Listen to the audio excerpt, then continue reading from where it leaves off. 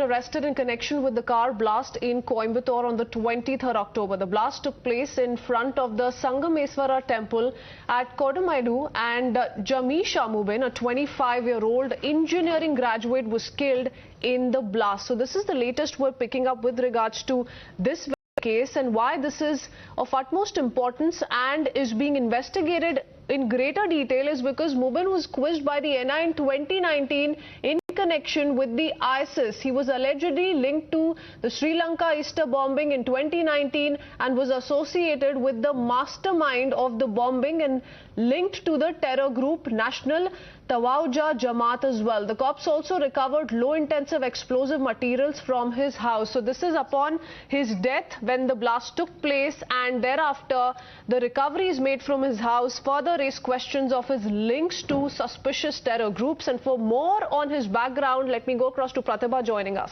That's right. So there is a reason why the BJP is now saying that there's more to it than just a cylinder blast. Several questions have been raised by the BJP, also saying that the Tamil Nadu police have not divulged all the details.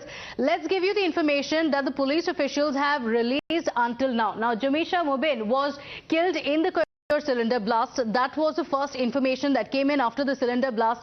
He was identified as the man who was killed in the blast. Now, immediately after that, that's when the questions started coming in as well. The blast had taken place near a temple in Coimbatore. This was, of course, on the 23rd of October.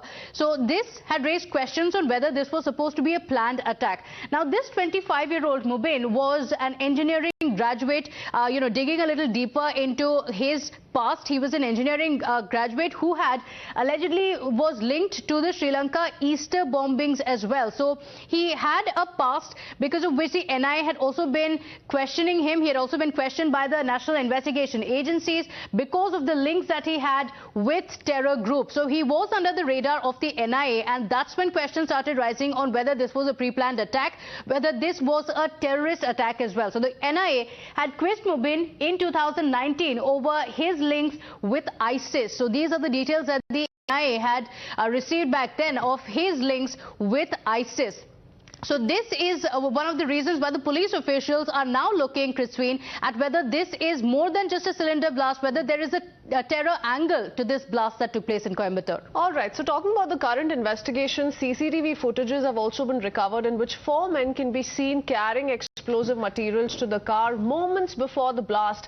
Meanwhile, the cops are yet to confirm whether the 4 men also had any sort of links to this particular man. How back in the day does their association go to? The BJP has termed it a terror attack. State BJP chief K. Annamalai has heralded the DMK government dare the out in open with more details. Also further said that the Tamil Nadu government is hiding information and is an apparent failure of the state intelligence machinery and the DMK government and all. Listen in. As political party, we have waited for almost 48 hours. At least to use the word called terror attack has happened in Tamil soil. That is what we want. The moment you say a terror attack, at one end, it also means people will take extra precaution when going out. It also means. That is also you have to say. If you call this as a cylinder blast, let us imagine one more module is active. That module might do an attack in the next 1 week or 10 days. Then what will the state government do? All we are doing is telling the government, people have started to know this is a terror attack, this is a suicide attack. Please don't hide anymore. Please arrest people, give us confidence, change officers, put some extra security in Coimbatore. Please brief press openly so that press and political parties will support you. All right, more reactions now coming in after the BJP said that there could be a terror angle to it. Veteran journalists also taking to Twitter and saying that the Tamil Nadu government is suppressing the facts in the case. So you have S. Gurumurthy, who goes on to say by suppressing the existence of terror, not speaking about it, Stalin will grow terror, not contain it. It's a pity for votes. He is promoting terror by not speaking about it, not condemning it. It is even more pitiable. He talks about Sanatan Dharma as the danger, not terror. Let me go across to Prapanch. Prapanch, those are the kind of reactions now coming in, not just from the BJP, but from several journalists as well, who go on to question the Stalin government and possibly ask the question as to, is it the government in the state of Tamil Nadu that is shielding elements such as him?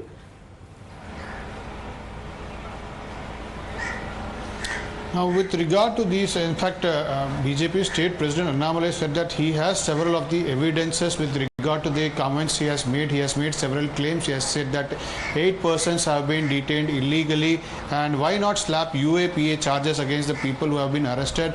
He has also questioned that, in Jamesha Mubin's residence, nearly 55 kgs of ammonium nitrate was found.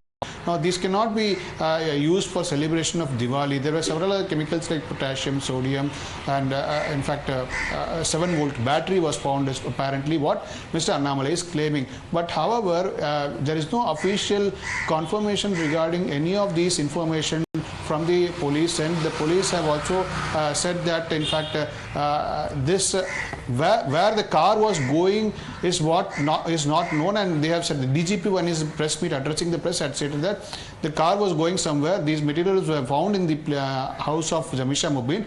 However, the intentions, where it was going, what they were planning to do is not known, is what they have been maintaining. They have said that the investigation is on. However, today we could see that 5 arrests have been made, but BJP State President Annamalai has clearly stated that they have asked the government to announce it as a terror attack, is what Mr. Annamalai is stating. So we need to wait and watch how the government responds to Mr. Annamalai's claim. Okay, all right. Thank you for joining us with those inputs. To get a deeper perspective of what's happening in Tamil Nadu, let's also introduce our guest Mithun Vijaykumar, political analyst, and C. Rajashekharan, lawyer, joining us on the broadcast. Mr. Rajashekharan, the charge of the BJP is that the Tamil Nadu police is not giving out all the facts in the case, also saying that the Stalin government is not maintaining transparency. There's more to it, they're aware of it, but they're hesitating in calling it a terror attack. See, first, I strongly condemn this attack. I don't want to use the term terror attack because the police of Tamil Nadu are investigating it, and the Tamil Nadu police is known for its best investigation on any issues, any criminal crime or any other law and order issue. Tamil Nadu police is the best. Mr. Rajashekharan, sorry to interrupt you there. In your opening remarks, saying that you don't want to call it a terror attack, but would you at least agree to the fact that this looks like a suspected terror attack, given the kind of explosives that the 4 men could be seen carrying to the car, given where the blast took place, given the background of Jamesha Mubin? Would you at least admit to that? I have no answers for innuendos which you are trying to impose on me. That is not fair. We can insinuate whatever we want, but fact of the matter is, we should allow the police to investigate the matter thoroughly, and there have already been 5 arrests made in this case, and you cannot simply, politicize every incident. That's right, but we can insinuate anything we want, but the facts are not going to change, Mr. Rajashekharan. Mr. Mithun Vijaykumar, the BJP is saying that there's more to it. Now, there's CCTV footage as well. The question being why the Stalin government has not responded to it, or whether it's hesitating to call it a terror attack. See, all the evidence collected from the spot and also from the house clearly show that it's nothing but a jihadi suicide bombing attack that blew off prematurely. And now the fellow panelist was saying that Tamil Nadu police is the best, but what we can see right now is a clear failure of the intelligence machinery in the state. Now you see, on the day of Diwali, there's an explosion that happens right in front of Kottai Eswaran temple, and the person involved in this was already in the NIA suspect list. Still, there is an intelligence failure, is what we can understand. And despite police recovering iron nails, glass pebbles and low explosive bombing material from this person's house, the DMK still wants us to believe that this is nothing but a mishap. So what's more worrying than the bomb blast itself is the failure of intelligence machinery in the state and the silence of DMK government. So this is a very dangerous situation, and Tamil Nadu government must at least realize at this point that they are creating a political environment that is conducive to all the growth of all these terror elements, and they must intervene, and they must at least come out and accept that this is a terrorist attack that blew off prematurely or that didn't go as planned by them. So the state must accept it instead of hiding all this information. And you see, there was also a WhatsApp status put up by this person. There are reports coming out in which he had clearly said that if the news about my death reaches you, forgive my mistakes, hide my shortcomings, and participate in my janasa. This was a status that the person involved in this terror attack had put in his WhatsApp status. And still we all are, told to believe that this is nothing but an accident. No, this is not the case. There is a terror attack that was planned right in front of a temple, and the state government must accept it at least now. Okay, Mr. Rajashekharan, how would you respond to that? What's more worrying is the silence of the DMK government given the background of this very man, the incriminating evidence, recoveries that have been made from his very residence. You know, NI also quizzed Mubin in 2019 over links with ISIS. His association with the terror outfit is also for everyone to see. Why the silence then? It is not an accident. It is the most unfortunate incident. And the political analysts sitting in the studios cannot decide what the police has to do and the government has to speak. There has to be some kind of basic understanding of what is happening at ground zero. See, we have to give time to the police. Let them come out. They have made arrests. Five people have been arrested and the investigation is underway. And you cannot scuttle the investigation by making unsolicited comments sitting in a Times Now studio and trying to play to the galleries. It's ridiculous. Come on. Mr. Rajashekharan, forget the BJP. We have Mr. Gurumurthy also, who just put out a tweet and he says it's a pity for Woods. He is promoting terror by not speaking about it, not condemning it. So why not a basic condemnation to begin with, given the sensitivity around this case? See, Mr. Gurumurthy is an RSS man and he is a hardened supporter of BJP. What do you expect from him? Will he speak the gospel truth? Never. He will try to play to the galleries because everything is politics. The BJP president is a policeman. No, but you just spoke about it, and as you began as well, that's exactly what you said as well, Mr. Rajashekharan. You said it does not look like an accident. We condemn it. Then why not call it a terror attack? That's a question. But also, Mithun Vijay Kumar, this is not the first instance, because previously as well, in fact, in the previous few months, the Tamil Nadu police have also busted, with the help of the NIA, of course, several ISIS modules across Tamil Nadu. So there seems to be an increase in the radicalization that we're seeing in Tamil Nadu, and that's the reason why such questions are being raised.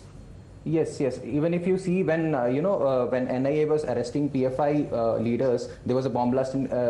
Bombs were hurled in Coimbatore especially. So Coimbatore is becoming a target for all these terrorist activities. And the fellow panelists who said that I'm dictating terms and conditions for the police or government, all I am asking is for the government to accept that this is a terror attack, or there was a terror attack being planned in the city. And why can't they just do that despite all the evidence being collected by the police?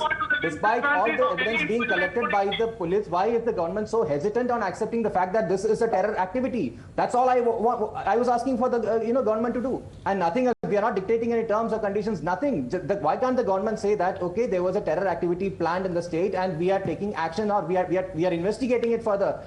Because the person involved was a terrorist, he had links with ISIS, and all this is coming out properly. Why can't why can't the government just speak the fact? And it is more than the act, more than this terrorist activity, it's the deafening silence of the government. That's a serious matter of concern, and I believe that instead of making all these statements, we must request the center to intervene at this point. Okay, Mr. Rajashekharan, a quick rebuttal, because the only question that is being asked at the moment is why this deafening silence? Why not call out a spade? Because the fact remains that here's a man who has been known for his alleged links to outfits in the past. He's been questioned by the NI. The Sri Lanka bombing, there is a direct link with him to that. So why not question the man's character? Talk about, yes, what the investigations will reveal in the future, but also understand the sensitivity of the case and call it out. See, I hold no brief to the person involved in this and I don't want to insinuate something which nobody knows. So we should see the person in the panelist who wants the government to speak in the voice he wants to speak. The cat is out of the bag. No, speak the facts. Speak the facts. That's all I'm saying. He is a representative of BJP. He supports BJP speak the facts openly. is all that I'm saying. No. Mr. Rajashekharan, the fact remains that incriminating recoveries have been made from this man's residence, from Mubin's residence, and we've still not heard officially from the Stalin Sarkar or what its stake is, and that's exactly why ammunition is being given to the BJP to raise those questions. So that's the only question at the moment. Nobody jumping to conclusions or talking about what the investigations will reveal. We will wait for that. But primarily, this is the charge coming in from the BJP. We'll have to leave it at that. Thank you, gentlemen, for joining us on the debate here on Times Now.